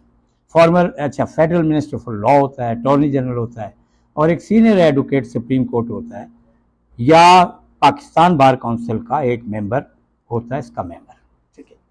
ये कंपोजिशन है जज बना है। ये एक बहुत बहस हुई जो 175(a) सब क्लॉज 3 की है। Notwithstanding anything contained in clause 1 and 2, the President shall appoint the most senior judge of the Supreme Court as the Chief Justice of Pakistan. अब आप समझ गए। वो जो अल जहाद ट्रस्ट केस था, फिर एक असद अली केस आया। असद अली केस था जिसमें justice Sajjad Ali Shah chief justice थे, उनकी अपॉइंटमेंट और notification as a chief justice challenge की। पूरा एक बेंच बैठा और उसने कहा नहीं, सीनियरिटी प्रिंसिपल प्रिवेल करेगा। कौन सा डॉक्ट्राइन है लीगल एक्सपेक्टेंसी का, वो करेगा। लेजिटिमेट एक्सपेक्टेंसी का, एक आदमी सीनियरिटी पे आ रहा है, उसको ये एक लेजिटिमेट एक्सपेक्टेशन है कि मैं इस ओहदे तक जाऊँगा। लिहाजा सज्जाद अली शाह जो 3रे 4थे नंबर पे थे, उनका चीफ जस्टिस बनाने का नोटिफिकेशन डी नोटिफाई करके जो सीनियर तरीन जज था उसको चीफ जस्टिस, वो बाई वर्च्यू ऑफ जजमेंट हुआ। अल जहाद ट्रस्ट में भी यही कहा गया जो कल आपको पढ़ाया कि सीनियर तरीन को, लेकिन कॉन्स्टिट्यूशन में ये 2010 में 18वीं तरमीम में ये बात रख दी गई कि सीनियर, ये झगड़ा ही खत्म कर दिया, जो सीनियर मोस्ट होगा वो चीफ जस्टिस, जो पीरिंग जज है ना जो भी है जिस वक्त का, वो चीफ जस्टिस। ये नहीं है कि प्रेसिडेंट ने चाहा, फलाने ने चाहा, कमीशन ने ये कर दिया, पार्लियामानी कमेटी ने कर दिया, नहीं। मैं ये समझता हूं कि ये प्रिंसिपल जो है हमने नहीं अपनाया बाकी चीजों। जब हम जज ऑफ द सुप्रीम कोर्ट बनाते हैं उसकी कोई एक्सप्लेनेशन दें कि फ्रेश अपॉइंटमेंट है, ये है वो, जब एलिवेट हो रहा है नीचे से ऊपर तो प्रमोशन ही हो रही है ना, फ्रेश अपॉइंटमेंट कहाँ से हो गई, नीचे से जा रहा है। आपने वकील में है 15 साल की वकालत करने वाला बन सकता है। आप मुझे बता दें 73 के बाद कितने लोग बने सुप्रीम कोर्ट के जज, जो चीज़ प्रैक्टिस में नहीं है, जो चीज़ प्रैक्टिस में है, एलिवेट हो रहा है। वहां लिख देना कि सीनियर मोस्ट चीफ जस्टिस जो भी 5 सूबे का होगा वो बनेगा, ताकि ये झगड़ा जो है पिक एंड चूज का, ये जो जूनियर वकीलों को लाने का, अपने पसंदीदा लोगों को, नेपोटिज्म का खत्म हो जाए। ये 175(3)(a)(3) भी तो लेकर आए ना इतने झगड़ों के बाद, तो ये झगड़ों की क्या जरूरत है? जो फौज ने दबाया, जाके वोट दे दिए, उधर वोट दे दिए, इधर वोट दे दिए। एक आदमी 6 नंबर से 12 नंबर से 19 नंबर से आ गया, किसी के लिए कहा ये औरत है इसलिए आ गई, किसी को कहा ये फलाने मजहब का इसलिए आ गया, किसी को कहा ये फलाना छोटा सा इलाका वहां का है, अपने आदमी आप लाते गए। किसी को कहा ये बहुत ही महान लायक है इसलिए हम 6 नंबर से ले आए। महान कहाँ से आ गया? अक्लमंदी का। आप कैसे मेरिट का फैसला करेंगे? मेरिट का फैसला कोई मेरिट नहीं होता, सिलेक्टर का मेरिट होता है। आप इतने सारे लोग बैठे, आप एक से एक काबिल होंगे, लेकिन मैं चाहता हूं कि मेरा ये आदमी मैं इसे सिलेक्ट करूं, मैं इसे सिलेक्ट करूंगा, मेरिट मेरा है, इसका कहां से मेरिट हो गया या आपका कहां से मेरिट हो गया? ये सारी बातें लोगों को, ये इंटेलेक्चुअल डिसऑनेस्टी है जो हमारे वकील भी करते हैं, उनके नुमाइंदे भी करते हैं, जजेस भी करते हैं, सियासतदान। मैं ये क्योंकि आपका सिलेबस जो है ना वो पढ़ाना चाहता हूँ तो मैं किसी, लेकिन 175(3)(a) जब आई जो डिस्कशन में, ये क्यों आई? ये इस फसाद को, इस झगड़े को खत्म करने के लिए आई। तो जब ये चीफ जस्टिस के लिए खत्म हो सकता है तो बाकी चीजों के लिए भी तो कर दें ना। तो इस तरह का सुप्रीम कोर्ट का चीफ जस्टिस बनेगा, सीनियर मोस्ट। जजेस की तादाद जो लॉ में होगी 17 है, जैसे अभी बढ़ भी सकते हैं, 21 कर दें, 16 कर दें वाकई। और ये उसमें कल केस पढ़ाया था कि एडॉक जज उस वक्त तक नहीं होगा जब तक सीटें पूरी हैं, यानी सीटें पूरी हैं तो गैप फिल करें, और उसके बाद अगर काम की जरूरत है और जगह नहीं बन रही, लॉ में 17 लिखी तो आप 3, 4, 1, 2 अपॉइंट कर देगा। और उनका तरीक़ाकार जो है ना, उन्होंने बता दिया कि कॉन्स्टिट्यूशन कैसे होगी उसको बनाने की। फिर एक और काम हुआ इसमें, एक्टिंग जज कैसे होगा। रिटायरिंग एज हो गई 65 साल सुप्रीम कोर्ट की, 45 से 65 और 45 से 62 है हाई कोर्ट की, ठीक है। 40 भी की थी एक दफा, लेकिन जब दोबारा रिवाइव हुआ कॉन्स्टिट्यूशन तो 45 ही, ठीक है। तो 3 साल अगर कोई हाई कोर्ट से सुप्रीम कोर्ट जाता है उसके 3 साल बढ़ते। ओथ ऑफ ऑफिस वो शेड्यूल में लिखा हुआ, 3rd शेड्यूल में, ठीक है जी। सुप्रीम कोर्ट का जज होगा, उसके लिए लिखा कि 5 साल हाई कोर्ट का जज रहा हो या 15 साल उसकी प्रैक्टिस हो हाई कोर्ट की, अगर वकील में से लिया जा रहा है, ठीक। रिटायरिंग एज बता दी, एक्टिंग चीफ जस्टिस की सूरत में होगा, एक्टिंग जज की सूरत में होगा, एडॉक जज का बता दिया। एडॉक जज seat of the supreme court Islamabad है, अलबत्ता वो अपनी रजिस्ट्रीज जो है ना वो डिफाइन कर सकता है। हाई कोर्ट की भी सीट होती है, जैसे लाहौर हाई कोर्ट की लाहौर है, पेशावर वाले की पेशावर है, बलूचिस्तान वाले की कोयटा है और सिंध की कराची। लेकिन सर सुप्रीम कोर्ट में रजिस्ट्रियाँ बनी लाहौर, कराची, कोयटा, पेशावर। हाई कोर्ट की अपने अपने सर्किट बने, पंजाब में अलग बने, पिंडी बन गया, मुल्तान बन गया, और कराची में से पहले एक ही होती। फिर क्या हुआ, सखर बना, हैदराबाद बना, लाड़काना बना। 4 सर्किट, कितने 3 सर्किट है, मीर प्रखास में 4था सर्किट। ये क्यों बने? दुनिया भर में ऐसा नहीं होता, बहुत कम मुल्कों में होता है। एक ही सुप्रीम कोर्ट है अमेरिका में, इंडिया में एक ही सुप्रीम कोर्ट है। अभी कोई उन्होंने एक आध जगह कोई दिया है, उसके अपने कुछ हैं। लेकिन यहाँ एक कॉन्स्टिट्यूशनल कमीशन आया पाकिस्तान में ज़िया-उल-हक के साथ, जिसके तहत मजलिस शूरा बनी, जिसके तहत ज़िया-उल-हक ने रेफरेंडम कराया, जिसके तहत कोई सूबा बनाने की भी बात थी। वो कॉन्स्टिट्यूशनल कमीशन था हेडेड बाय मौलाना जफर अहमद अंसारी, एक मेंबर असेंबली थे, अंसारी कमीशन रिपोर्ट के नाम। उससे कुछ तजावीज़ नहीं, किताबी शक्ल में मौजूद मेरे पास थी, वो उर्दू में भी थी, कोई पढ़ने के लिए ले गया, इंग्लिश में भी थी, फिर आई नहीं वापस। लेकिन उसमें बाकी तजवीज़ें ज़िया-उल-हक को नहीं समझ आई कि 22 सूबे हो जाएं, 12 हो जाएं। उसको सिर्फ एक बात समझ में आई, रेफरेंडम वो करा दिया। लेकिन उसमें एक और बात, बड़ी एक डिटेल बहस हुई कि काजी 100 कोस से या 100 मील से ज़्यादा नहीं होना चाहिए। अगर काजी इतना है कि सुबह जाके शाम को वापस ना आ सके, इतनी दूर है, तो ये इस्लामिक सिस्टम जो है ना जुडिशरी का और कानून इंसाफ का, इसके खिलाफ, यानी सुबह एक हफ्ता से जाने में लगेगा तारीख, लिहाजा छोटे सर्किट और रजिस्ट्रियाँ बनाई। तो पाकिस्तान ने वो जो एंग्लो सेक्शन सिस्टम था ना जो हमने बरतानिया से लिया, उससे हट के ये सर्किट जो आए हैं हाई कोर्ट में और ये जो रजिस्ट्रियाँ आई हैं, ये उस कमीशन रिपोर्ट के बाद जो है ना बनना चाहिए। उसकी वजह से बड़ी आसानी हुई। ये हाई कोर्ट जो है, अगर सक्खर से पहले वकील आते थे, हैदराबाद से आते थे, कराची से, आज सक्खर में एक बेंच के आगे 120 केस लगता है। अगर वो सब केस यहाँ लगते होते तो यहाँ जो है ना ये जलसा तो हो सकता था, कोर्टें नहीं, अभी भी कोर्ट नहीं चल पा रही। तो कोर्टों को एक तजवीज़ और भी है कि रोज में 3 जज जो है ना लीव टू अपील ग्रांट करके, तो अपील जो है कन्वर्ट करके उसे ग्रांट कर सकते हैं, 2 नहीं कर सकते, सिर्फ सर्विस मैटर और कुछ में कर सकते हैं। ये रूल्स में लिखा हुआ है सुप्रीम। अगर 2 ही कर दें, 2 के खिलाफ कोई बात नहीं है, ऐसे एक लड़काना सी बात है, नीचे 2 जज होते हैं, तो ऊपर नीचे 2 हाई कोर्ट के जज होते हैं, ऊपर सुप्रीम कोर्ट के जज बैठे। 2 जजों की अगर बेंच कर दें ना, ये सिर्फ 3 का लफ्ज 2 कर दें तो 4 जज फालतू हो जाते हैं। 2 जज हर वक्त रोटेशन पे लाहौर और कराची बैठे रहे। ये जो लोग इस्लामाबाद जाते हैं, नंबर नहीं लग रहा, अर्जेंसी ग्रांट, इसकी जरूरत ही ना पेश। पहले भी था, एक सिंगल जज चैम्बर में बैठ के सस्पेंड कर देता था ऑर्डर, मतलब जब बेंच आती थी देखी जाती थी। लेकिन यहाँ तो 4 हफ्ते अगर बैठा रहेगा एक बेंच पूरे महीने में, तो डिस्पोजल सुप्रीम कोर्ट। लेकिन रूल्स के लिए प्रोसीजर एक्ट बना दिया, आईनी तरमीम को भी उस एक्ट में डाल दिया। फिर एक और एक्ट आ गया, जहां हमारी जरूरत होती है ना सरकारी या सियासी, वहां तो सब हो जाता है। वो रूल्स 40 साल से 1980 का बना हुआ पड़ा हुआ है। लिटिगेंट को, वकीलों को उससे सहूलत को नहीं है, उस तरफ कोई सुनता नहीं। आप अगर लिख के भी भेजे ना तो ये भी जवाब नहीं आता कि आपका खत मिल गया। पहले होता था कि अच्छा हुआ आपने जवाब दे दिया, हम इसे कंसीडर करेंगे। करते थे या नहीं करते थे? करते वो भी नहीं थे, लेकिन एक्नॉलेजमेंट देते थे। चलें, ये हो गया सुप्रीम कोर्ट की। अब जुरिस्डिक्शन साहब, अपॉइंटमेंट आप समझ गए ना, एक कमीशन है, एक कमेटी है, उसके आगे जाता है। फिर वो कमेटी जो थी वो जरा सख्त थी। चौधरी इफ्तिखार साहब ने फिर 19वीं तरमीम करवाई जजमेंट दे के कि ये 19वीं तरमीम करो।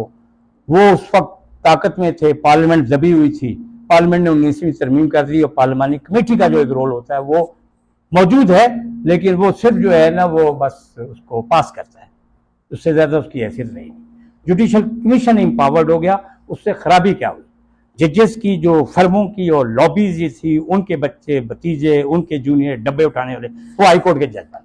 या चौधरी इफ्तिखार के दौर में जिन्होंने बकरे बैलें और जिन्होंने उनके लिए नारे लगाए थे, सब जज बन गए। जो प्रोफेशनलिज्म था जजेस के अंदर होना चाहिए था, जो एक मेरिट होना चाहिए, मेरिट का लफ्ज थोड़े, प्रोफेशनलिज्म जजों में, जो एक प्रोफेशनल वकील पहले बनते थे जब ये सिस्टम नहीं था, वो सिस्टम तबाह। चले, अपॉइंटमेंट आएगा। अच्छा, अब आ जाए हम हाई कोर्ट की सीट, सुप्रीम कोर्ट की सीट हो गई। अब जुरिस्डिक्शन कितनी? 184, 185, 186, 3 जुरिस्डिक्शन हैं सुप्रीम कोर्ट की। 184 क्या है? ये ओरिजिनल जुरिस्डिक्शन। सुप्रीम कोर्ट अमूमन एपेलेट जुरिस्डिक्शन होता है, नीचे से अपीलें आती हैं। पाकिस्तान में ओरिजिनल जुरिस्डिक्शन, एक जुरिस्डिक्शन ये कि सूबों के दरमियान कोई बात नहीं, वो 184 के तहत वो हल करेगा। 184(3) कि कोई आदमी अगर पब्लिक इंपॉर्टेंस का कोई मैटर है, फंडामेंटल राइट से रिलेटेड, तो वो 199 की जगह उधर भी जा सकता है।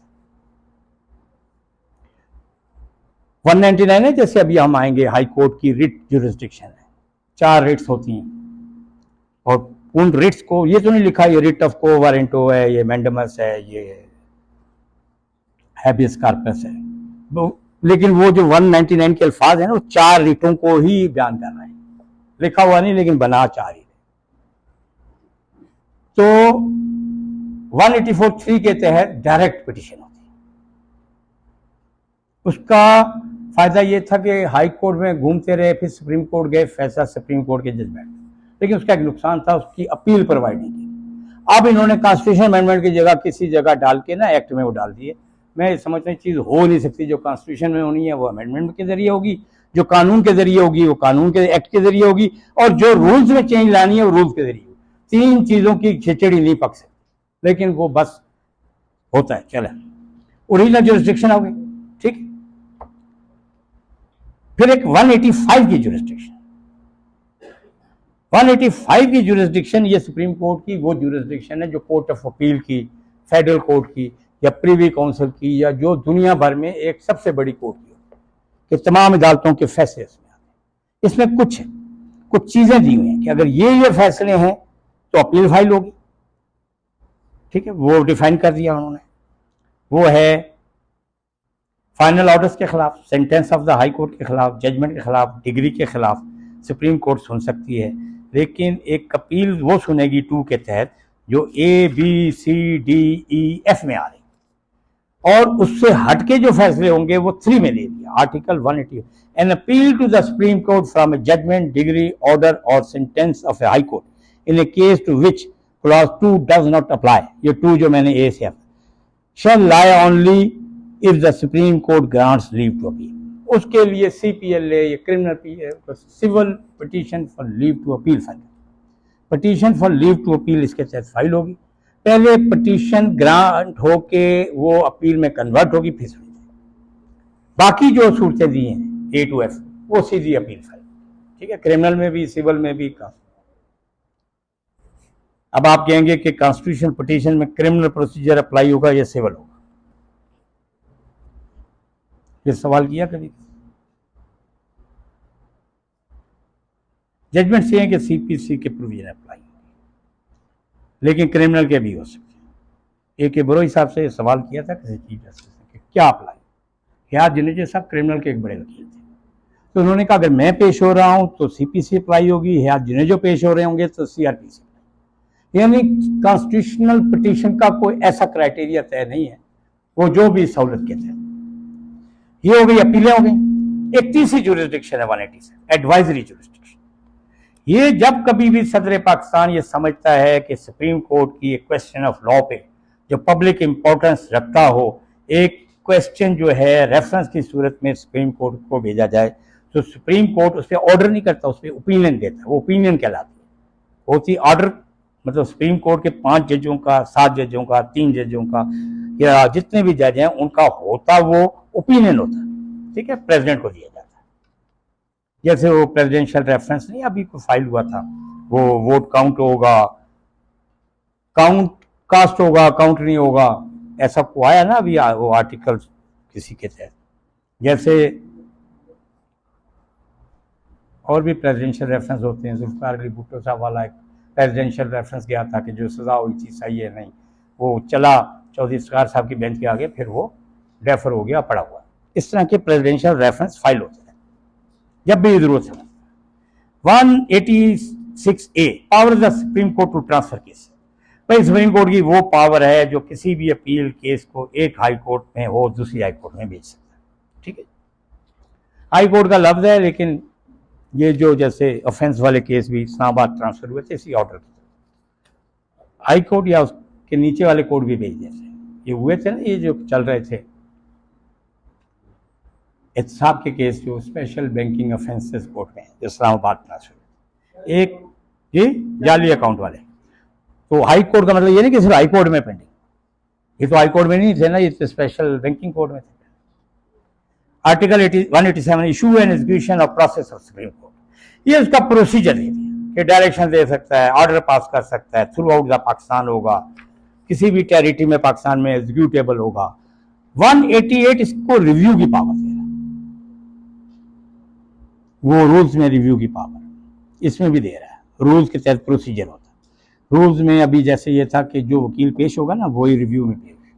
अब इन्होंने नया वो एक्ट निकाला है जो सस्पेंड नहीं हुआ, उसके तहत कोई और वकील भी हो सकता है।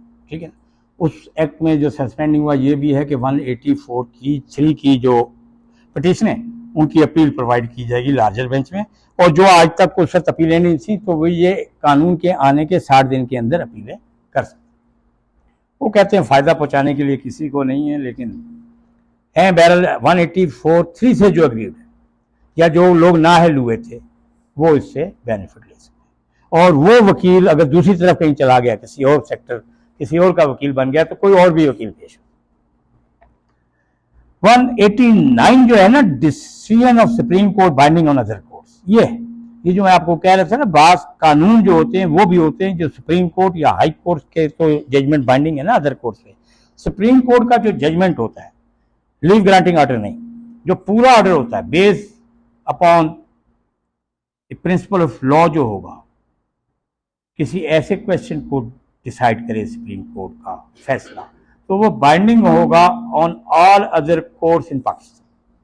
कानून बन गया। एक तो वो कानून है पार्लियामेंट बनाती है, कानून की तो कई किस्में हैं, अल्लाह का बनाया कानून है, बंदों का बनाया हुआ कानून है, फिर पाकिस्तान में कानून है जो कि पार्लियामेंट ने बनाया, एक कानून सूबाई असम्बलियों ने बनाया, एक कानून ऑर्डिनेंस की शक्ल में बना, एक कानून वो है जो supreme court by virtue of his decision एक कानून बना देती है। ये वो कानून की बात है, ये बाइंडिंग ऐसे कानून बन गया। 190 कह रहा है action in aid of supreme court. ये है ना, all executive and judicial authorities throughout Pakistan shall in act in aid of the supreme. यानी सुप्रीम कोर्ट किसी भी इदारे को, फौज, पुलिस, रेंजर, महकमा तालीम, फलानी जगह उसको अपनी एड में जहां उसको जरूरत है बुला सकते। यही प्रोविजन डीसी को भी हासिल है।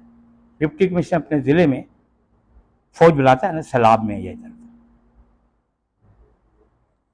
उसको एग्जीक्यूटिव पावर हासिल है, वो भेजता है, और जैसे सैलाब के दिनों में फौज आती है डिप्टी कमिश्नर के कहने के। इसी तरह सुप्रीम कोर्ट भी फ्लायर डिसीजन जो है उसको इम्प्लीमेंट कराएंगे, कोई भी है उसकी एड में उदारे सारे आएंगे, ये उनकी आईनी जिम्मेदारी है। शेल एक्ट, ठीक है। रूल ऑफ प्रोसीजर, ये उसने कहा कि रूल बनाएगा, 1980 में बने थे, उसके बाद आज तक बने नहीं वैसे। अब आगे हाई कोर्ट चैप्टर 3 में 192 में कॉन्स्टिट्यूशन ऑफ हाई कोर्ट, एक चीफ जस्टिस होगा और जितने भी जज होंगे जो प्रेसिडेंट तादाद फिक्स कर देगा।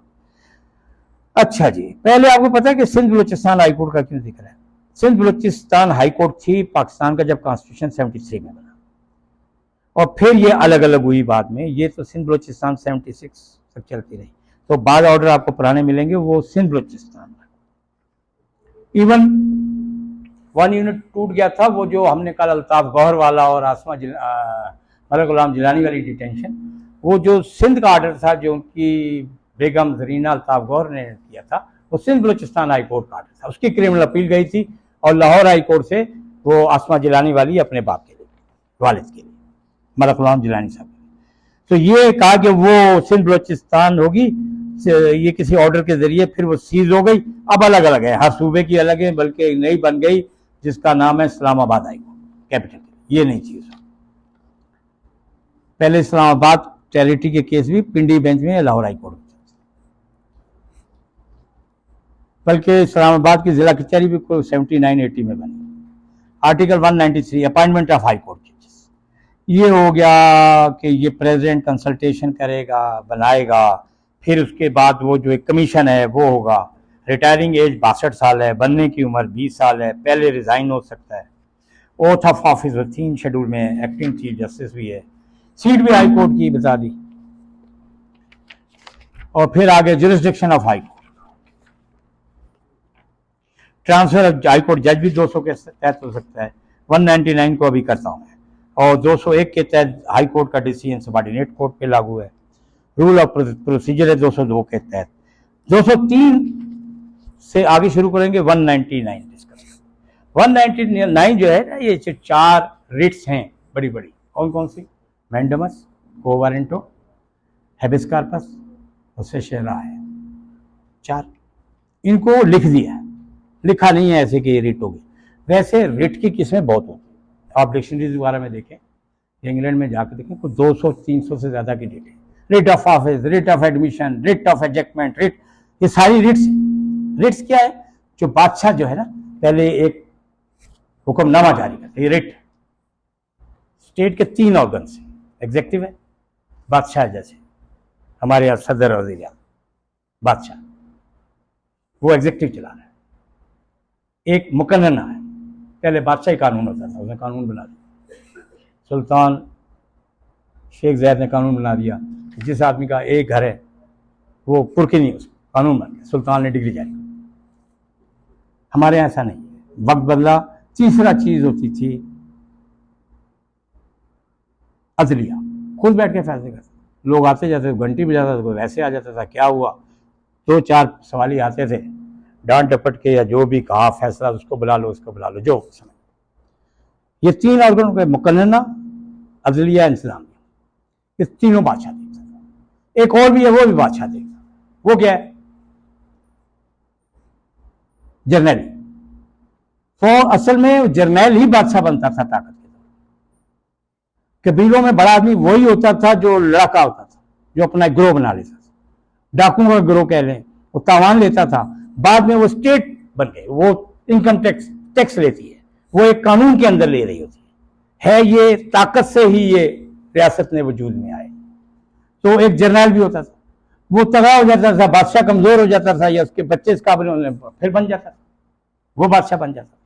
तो उसके 3 थे, वो एक वक्त में जज भी होता था, एक वक्त में बादशाह भी होता था, एक वक्त में जब फौज आती थी चलती थी तो जर्नैल भी बन जाता था, तलवार लगा लेता था, जरा पहन लेता था, वो टोपी वाली पहन लेता था, जब जजी करता था तो गाउन पहन लेता था, पगड़ी सी पहन लेता था, बादशाह होता था ताज पहन लेता था। उसके फंक्शन 3 थे। वही बादशाह एग्जेक्टिव को भी कानून वो खुद होता था। ठीक, अब ये तब्दील किया, अब ये अजलिया हमने अलग निकाल ली। उसने अपने एक लड़के को या सियाने को कहा कि तुम ऐसा करो, गाउन पहन के और पगड़ी पहन के बैठ जाओ, लोग आएंगे, ये तरीका है, सुबह 9 बजे से लेके रात 4 बजे तक बैठे रहो, जो आएगा उसको सुनो, समन करो, 4 आदमी हैं, ये पकड़ के ले आएंगे, ये कोतवाल का आदमी भी है, और जो सज़ा देनी है ये एक पत्थरों का घर है, इसके अंदर बंद कर दो, किसी को कोड़े लगाओ, किसी को वहीं ज़मीन पर लिटा दो, जो भी करो। ये वो प्रोसेस है जो जुडिशरी बनी। रिट वो है, 200 से ज़्यादा रिट है, लेकिन उसको कन्फाइन किया है, उसको 4 रिटों में, ठीक, और 199 में उसे दे दिया कि अगर कोई कानून आइन में लिखा हुआ है कि ऐसा करना है, उसके लिए रेट होगी, किसी को डिटेन कर दिया गया है तो उसके लिए रेट होगी, वापस का कौन किस हैसियत में ये बैठा हुआ है, ये रेट होगी। तो इस तरह की रिट्स की शक्ल दे दी है, और उनके लिए कि अगर कोई रेमेडी और अवेलेबल ना हो, बेसिक कंडीशन ये है, अगर रेमेडी सूट की है, रेमेडी कहीं बोर्ड ऑफ रेवेन्यू में अपील की है, उधर की है, कस्टम ट्रिब्यूनल में जाना है, आप ये नहीं है रिट में, आपको कोई एफिकेशियस रेमेडी हो, अवेलेबल ना हो, आपको बताना पड़ेगा, और फिर लॉ सेटल हो गया बात चीज़ों में कि नहीं भाई इधर नहीं, रिट में बस ये चीज़ें आती हैं और ये चीज़ें नहीं आती, और जहाँ एविडेंस वगैरह होगी वहाँ हम नहीं पढ़ेंगे। कंपनी मैटर में भी ऐसा एविडेंस होगी नहीं होगी, लेकिन जजों की मर्जी होती, जहाँ एविडेंस होती, जहाँ रिट डिसमिस करनी होती कह देते हैं इसमें तो एविडेंस रिक्वायर्ड है और ये तो कॉन्ट्रैक्ट पे बेस कर रही है। जहाँ जिसको इंटरटेन करना हो उसमें कहते हैं नहीं ये बैंकिंग कोर्ट का ऑर्डर है और ठीक है अपीलेबल नहीं है, लेकिन इस किस्म का ऑर्डर वो कहीं लाहौर हाई कोर्ट ने एक रिट में किसी नीचे बैंकिंग कोर्ट ने लीव टू डिफेंड ग्रांट की थी, वहाँ उर्दू में कहीं लिख दिया था कि मुद्दा अलैह को भी अरमान निकाल लेने दिए जाएँ। उन्होंने कहा अरमान निकाल लेने दिए जाएँ, it is not a judicial order and we will fail to fulfil our constitutional duties if we will not scrutinise such type of orders. जहाँ मर्जी है वो, मतलब है रिट जो है ना एक वास्ट उसकी जुरिस्डिक्शन। कई जगह जजेस लाहौर वगैरह में तेज़ी से एक्सरसाइज करते हैं, हमारी जगहों में उस तरह नहीं करते या जब मर्जी होती है, क्योंकि रिट का पैरामीटर्स उस तरह के हैं नहीं। तो उसके बाद रिट की किस्में बता दी। ट्रांसफर ऑफ हाई कोर्ट जजेस भी है कि उसकी कंसेंट से हो सकता है, हुआ कोई नहीं ऐसे आज तक। अच्छा, decision of the high court binding है। रूल ऑफ प्रोसीजर है, वो भी बना सकती है हाई कोर्ट। रूल्स है ना, क्या आपको पता है हमारे हाई कोर्ट के रूल्स हैं, किसी के पास कॉपी नहीं है, एक ही कॉपी है उसकी, वो चीफ जस्टिस की लाइब्रेरी। अभी उसने नई रूल कमेटी बनाई है, वो देख रही है। सिर्फ उस रूल्स का कैसे पता लगता है कि वो क्लर्क किसी चीज़ पे नोट बनाता है, under the high court rules ये लिखा हुआ है, वहाँ से पता लगता है कि वो रूल्स है। ये चीफ कोर्ट रूल्स जो है ना, ये हाई कोर्ट रूल्स नहीं है। एक हाई कोर्ट रूल्स हमारे अलग एक्सिस्ट कर रहे हैं, ये चीफ कोर्ट रूल्स तो किताबी शक्ल में मिल जाता है, वो नहीं मिलते, लेकिन हैं। उनकी रूल कमेटी अभी फिर बनाई है चीफ जस्टिस ने उन रूल्स को मॉडिफाई करने की। रूल ऑफ प्रोसीजर है, रूल को अच्छा 203 के तहत ना उसे सबॉर्डिनेट कोर्स जो है ना उसको भी देखने का अख्तियार है। रिट जुरिडिक्शन से हटके है। रिट में एक इख्तियार अलग है कि वो ऑर्डरों को स्क्रूटनाइज करता रहे, कोई आ गया तो आ गया, ये उसका अलग इख्तियार है 203 के तहत। अच्छा, 203 के तहत है अदर प्रोविजंस को ओवरराइड करेगा ये chapter. Chief justice mean chief justice court, शरीयत। अच्छा, ये 303 जो है ना, ये जो ज़ियाउल हक के दौर में शरीयत कोर्ट आई ना, article 203 A B C D E F करके ना इन्होंने उसमें अमेंडमेंट कर दी। जो 1985 में जब ज़ियाउल हक के तरामीम को, कानूनों को जो वो मिली ना आर्टिकल 270A में या डबल जो भी है उसमें, तो उसमें ये प्रोटेक्ट हो गए, power and procedure of the court, appeal to the supreme court. ये है क्या, मैं आपको bar of jurisdiction, decision of the court binding on high courts and court subordinate, pending proceeding continue. ये तकरीबन जा रहे हैं H तक। ये फेडरल शरीयत कोड बना दी, इनके जज होंगे,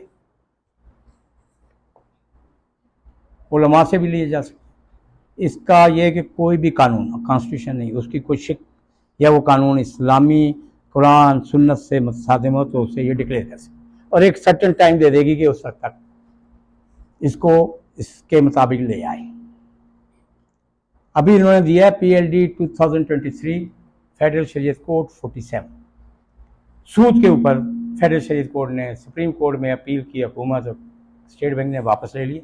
5 साल कर सकते, 2027 तक बैंकिंग के कवानीन के अलावा बाकी तमाम कवानीन में इस्लाम के मुताबिक सूद का लफ्ज़ नहीं होगा। 5 साल दिए, लिहाजा अभी ज़रा कुछ जल्दी नहीं। लेकिन आप कहेंगे बैंकिंग में नहीं, बैंकिंग में डिपॉजिट और लोन्स दोनों चीज़ें, जो सर्कुलर आए 84 में 13 और 32 स्टेट बैंक के जो कि बाइंडिंग है, लॉ का दर्जा रखते हैं, उसके तहत पाकिस्तान में गैर सूदी बैंकारी राइज हो चुकी है 1 जनवरी 1985। ना कोई लोन होगा सूदी, ना कोई अकाउंट खुलेगा। PLS अकाउंट है कभी 6%, 6.25%। वो एक और बात है, एग्रीमेंट वगैरह सब सही है फाइनेंसिंग के, डिमिनिशिंग मुशार का ये वो ट्रीटमेंट काइबोर के साथ करते हैं, सूद के साथ। वो धोखा देना, इस्लामी बैंकिंग के नाम पे फ्रॉड करना, वो एक अलग चीज है। लेकिन कागज में पाकिस्तान के अंदर प्रॉफिट एंड लॉस अकाउंट्स हैं, सूदी नहीं है ये जो जितने भी अकाउंट हैं। और पाकिस्तान में कोई भी फाइनेंसिंग गैर सूदी बैंकिंग नहीं हो रहा, सूदी फाइनेंसिंग नहीं हो रही। ट्रीटमेंट काइबोर से किया हुआ, उसके लिए उल्टी सीधी बातें करते हैं, हमें तो समझ नहीं आती।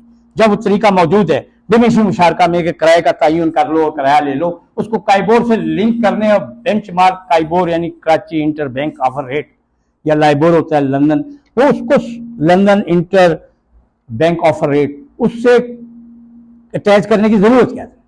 क्योंकि इनका दिल नहीं मान रहा कि ऐसा कोई सिस्टम हो सकता है या ऐसा सिस्टम लाना था। जब आपका दिल और जहन तस्लीम ना कर रहा हो कि मैंने ये काम करना है, अगर आप कहें जी हैदराबाद चलते हैं, मैं आपको कहता रहा हूँ हैदराबाद चलेंगे, लेकिन मेरा दिल हो कि मैंने यहाँ से उठ के ऑफिस जाना है, जाना मैंने ऑफिस ही, बेशक मैं आपको 10 दफा वादे वही करूँ। ये वो लोग हैं जो आज तक समझ ही नहीं पाए कि ये ट्रांसफॉर्म हो सकता है, हो सकता है। लेकिन ये जो कर रहे हैं ये मकारी कर रहे हैं इस्लामी बैंकारी के नाम पे। वैसे मजहब के नाम पे बैंकारी होती नहीं, लेकिन नॉन इंटरेस्ट या इंटरेस्ट फ्री के नाम अपने साथ कर रहे हैं, लोगों के साथ कर रहे हैं। किसके साथ कर रहे हैं? खुदा के साथ, बहर जो भी कर रहे हैं, और सिस्टम के मौजूद होते हुए भी डेविएट कर रहे हैं उसको काइबोर से लिंक करके। अलबत्ता जो सेविंग सर्टिफिकेट है उस पर एक बड़ी फैसला आया शरीयत कोर्ट का शेख शौकत अली केस में। उसमें पीर करम शाह जरी जज थे, उनका भी स्पेशल नोट है 4 सफ़े का उर्दू में। उसमें उन्होंने नेशनल सेविंग्स को या डिफेंस को और जो कुर्रा अंदाजी होती है प्राइस, इसको जायज़ करा दिया। लेकिन वो बड़ी इल्मी बहस है, वो आप पढ़ेंगे, वो मेरी किताब है उसमें पूरा वो दिया हुआ 4 सफ़े का जो उनका नोट है और जो शरीयत कोर्ट का फैसला है, वो खैर इल्मी बातें, उसको उन्होंने जायज़ करा दिया। लेकिन ये जो कर रहे हैं ना, ये इसको नहीं आप कर सकते। तो ये फेडरल शरीयत कोर्ट होगी, इसकी अपील कैसे होगी? इसकी अपील होगी सुप्रीम कोर्ट का शरीयत अपीलेट बेंच होगा, 3 सुप्रीम कोर्ट के जज और 2 उलमा से 5 का बेंच बैठेगा। वो 2 उलमा भी इसके जज होते हैं सुप्रीम अपीलेट बेंच में। वो जो जजमेंट है राना मोहम्मद शरीफ वाला, वो जो डिमिनिशिंग मुशारका पे है, जो एक पहले आया था 2000 में डॉक्टर असलम खाकी वाला, और ये जो मैं शेख शौकत वाला प्राइज बॉन्ड और ये वाला बता रहा हूँ, उसमें पीर करम शाह जरी और जस्टिस तकी उस्मानी जो है वो ये उलमा के तौर पे जो 2 जज होते हैं वो बैठ। अब दोस्तों हम 5 पे चले गए। वो तो रेमिशन ऑफ जज है, रिजिग्नेशन है, बार ऑफ जुरिस्डिक्शन, अच्छा power of the council in for attendance of the people. अच्छा अब हम आखिरी इसमें आ रहे हैं 203 4 आ गया। ये है कंटेम्प्ट किसकी? हाई कोर्ट की। हाई कोर्ट की जो कंटेम्प्ट करेगा ना, दिया हुआ है, अब्यूज करेगा, इंटरफेयर करेगा, स्कैंडलाइज करेगा, तो सुप्रीम कोर्ट और हाई कोर्ट में 204, वो जो 3 और 4 है ना कंटेम्प्ट ऑफ कोर्ट ऑर्डिनेंस, वो भी और ये भी, वो बाकी कोर्टों पर अप्लाई हो रहा है। सुप्रीम कोर्ट और हाई कोर्ट में आर्टिकल 204 के तहत कंटेम्प्ट प्रोसीडिंग करती है। ठीक है। 205 में जजेस की तनख्वाहों का लिख दिया। 206 में रिजिग्नेशन का तरीका लिख दिया कि प्रेसिडेंट को भेजेंगे हैंड राइटिंग के जरिए। 207 में जज प्रॉफिट का ऑफिस होल्ड नहीं करेगा, चलें ठीक है। 208 में officers and servant of the court define कर दिए हैं। रूल्स बनाएंगे for the appointment by the court of officers and servants of the court and their terms and condition, ये उनकी एम्प्लॉयमेंट सुप्रीम कोर्ट और 209 में सुप्रीम जुडिशियल काउंसिल, इसकी एक सुप्रीम जुडिशियल काउंसिल है।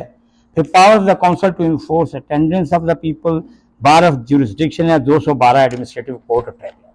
तो ये 209 212 करके हमारा 209 सुप्रीम जुडिशियल काउंसिल क्या है? एक चीफ जस्टिस होगा, 2 सीनियर तरीन जज होंगे, 2 सीनियर तरीन चीफ जस्टिस होंगे हाई कोर्ट 5 में से 4 आदमी 5 आदमी। ये अगर सुप्रीम कोर्ट का कोई जज है, फेडरल शरीयत कोर्ट का जज है या हाई कोर्ट का जज है, उसे निकालने का या उसकी शिकायत उसके खिलाफ है डिटरमिन करने का तरीका है, इंडिपेंडेंस ऑफ जुडिशरी को करने के लिए। क्योंकि ये ना हो ना कि आप उससे कहें जिसे एंटी करप्शन पुलिस के हवाले कर देते हैं। सुप्रीम कोर्ट का जज है, 3 FIR कटी हुई है, जिस एंटी करप्शन जज जो उसके अंडर में भी है, जो एंटी करप्शन जिसके रोज केस सुन रहा है वहां भी जा रहा है, तो उसको एक इंडिपेंडेंस के लिए एक उसको फोरम दिया गया है कि इस फोरम के अलावा इसे नहीं हटाया जा सकता। उसकी इंक्वायरी कैसे होगी? काजी फैज़ा केस में सिंध बार काउंसिल के वकील के तौर पे हम भी गए थे मियां रजा रबानी के साथ। इंक्वायरी कोई और नहीं करेगा, वो चीफ जस्टिस खुद ही या तो प्रेसिडेंट रेफरेंस भेजेगा या खुद वो कोई मटेरियल होगा वो भेजेगा। वो उसमें इंक्वायरी फेडरल कैबिनेट ने या वजीरों ने की थी या किसी इदारे ने की थी, तो और एक पटिशनर खड़ा किया गया जो लग नहीं रहा था कि इतनी पटिशन को समझ सकता है, इतनी इंक्वायरी को। जो इंग्लैंड भी गया उसने सारे कागज भी निकाल लिए, आदमी वो बिल्कुल ऐसा था, कोर्ट में पेश हुआ तो आप उससे बस वो था बस तो ऐसे को रिटायर्ड हवालदार टाइप का था। तो इस तरह नहीं होगा तो शिकायत जाएगी। लेकिन एक ये भी है कि चीफ जस्टिस लेके भी बैठ जाता है ना, बात शिकायतें असल होती हैं, वो उसके अपने आदमी से लेके बैठा, इसमें खराबियां हैं सुप्रीम कोर्ट, लेकिन तरीकाकार ये है। अब आप कहेंगे कि इसके अलावा ये कहते हैं नहीं हो सकता, ये भी बात है, तरीकेकार इनके पास है मौजूद। सिंध हाईकोर्ट बार एसोसिएशन का एक केस है 14 जजों का, जिसे टिक्का मोहम्मद इकबाल 12 जजों का जो फैसला है उससे सेटिस्फाइड किया, वो जो डोगर साहब चीफ जस्टिस से उन्होंने दिया था, उस फैसले के तहत इन्होंने 100 से ज्यादा जज निकाल दिए। वहां तो 209 में नहीं गए, वैसे 209 करते हैं, जब निकालना हो तो एक जजमेंट के जरिए निकाल दिया। आजाद कश्मीर में ये होता है, सुप्रीम कोर्ट के 2 जज उठ के हाई कोर्ट के जज को निकाल देते हैं, 2 जज उठ के एक को निकाल देते हैं रिट के जरिए। तो वो तरीकाकार भी करते हैं। एक तीसरा तरीकाकार भी कहते हैं नोटिफिकेशन के जरिए नहीं हो सकता। जो चीफ जस्टिस निकाले गए हमारे इफ्तिखार चौधरी, वो एक नोटिफिकेशन के जरिए, पहले कहते थे हो ही नहीं सकता, जब वो जुलूस हैदराबाद गिर रहा था पहुंचा नहीं, तो नोटिफिकेशन निकल गया।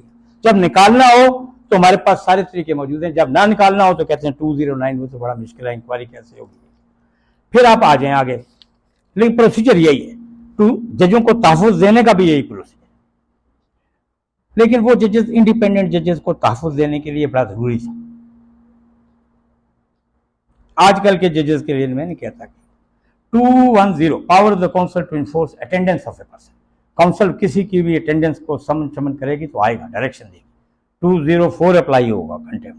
बार ऑफ जुरिस्डिक्शन है कि भाई ये जो काउंसिल का फैसला कहीं चैलेंज नहीं होगा किसी कोर्ट में। हालांकि सुप्रीम कोर्ट में शौकत अजीज साहब की पिटीशन अभी तक पेंडिंग है। होता है, आप देखें वो शायद उससे कहें कि ये हो नहीं सकती 211 का बार। अच्छा, एडमिनिस्ट्रेटिव कोर्ट है 212 में। हाई कोर्ट और सुप्रीम कोर्ट के अलावा एडमिनिस्ट्रेटिव कोर्ट और ट्राइब्यूनल्स भी बनते हैं, इनकी एक्सक्लूसिव ज्यूरिसडिक्शन होती है। जैसे सर्विस मैटर में सर्विस ट्राइब्यूनल है, सूबाई और ये, ठीक है, इनकी अपनी टर्म्स हैं, वो एडमिनिस्ट्रेटिव कोर्ट हैं, उन्हीं के अंदर जाएगा, एक से ज़्यादा बन सकती हैं और उनकी अपीलें भी सुप्रीम कोर्ट में लाए करती हैं।